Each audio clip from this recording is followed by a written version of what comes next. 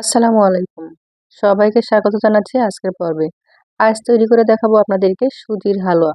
তবে এই হালুয়াটা আমি একটু ডিফারেন্ট ভাবে তৈরি করব, একদম সহজ রেসিপিতে। আপনারা অনেকেই অনেকভাবে সুজির হালুয়া তৈরি করেছেন এবং খেয়েছেন।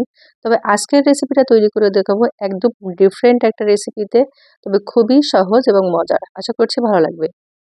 প্রথমেই আমরা ক্যারামেল তৈরি করব হালুয়ার জন্য। এর জন্য নিয়ে নিয়েছি 1 কাপ চিনি। চিনিটা যখন ক্যারামেল তৈরি হয়ে আসবে, পুরোপুরি চিনিটা মেল্ট হয়ে আসবে, তখন এখানে আমি 1 টেবিল চামচ দিয়ে দিচ্ছি ঘি। তবে আপনারা এখানে বাটারও ব্যবহার করতে পারেন। ঘি দেওয়ার পর এখন দিয়ে দিচ্ছি 1 কাপ পানি।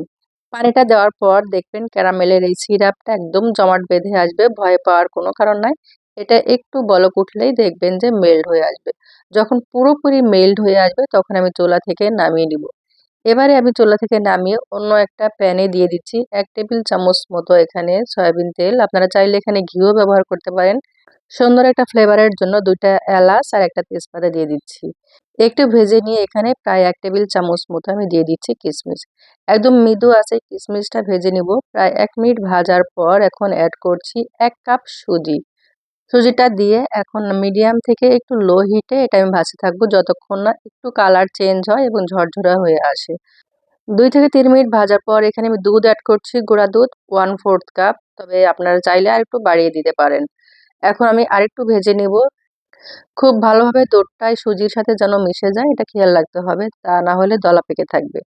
সুজি এবং এই গুঁড়া দুধের মিশ্রণটা যখন ভালো মতো ভাজা হয়ে যাবে তখন আমি অ্যাড করব সেই ক্যারামেলের সিরাপ, যে সিরাপটা আমি একটু আগেই তৈরি করে নিয়েছি।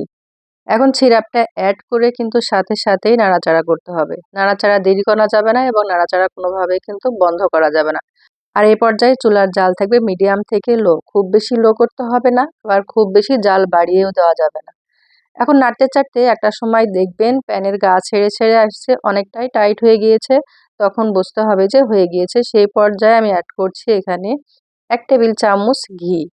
এতে করে সুন্দর একটা ফ্লেভার অ্যাড হবে। ঘিটা দিয়ে আর খুব বেশি রান্না করার প্রয়োজন নেই। আমি 1 থেকে 1.5 মিনিট নেড়ে নেব, জাস্ট এই ঘিটা যেন খুব ভালোভাবে হালুয়ার সঙ্গে মিশে যায়।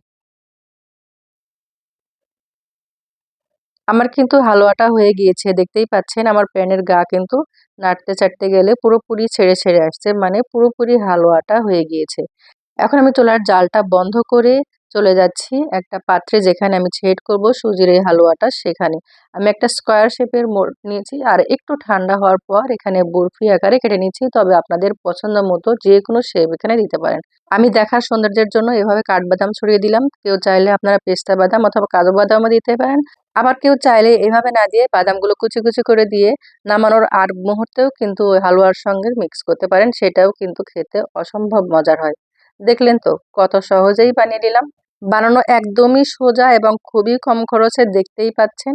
আর খেতে কিন্তু ভীষণই মজার, ডিফারেন্ট একটু হালুয়া। এবারের শবে বরাতে আপনারা ট্রাই করতে পারেন। আর কেমন হয়েছে যে বানালে অবশ্যই জানাতে ভুলবেন না।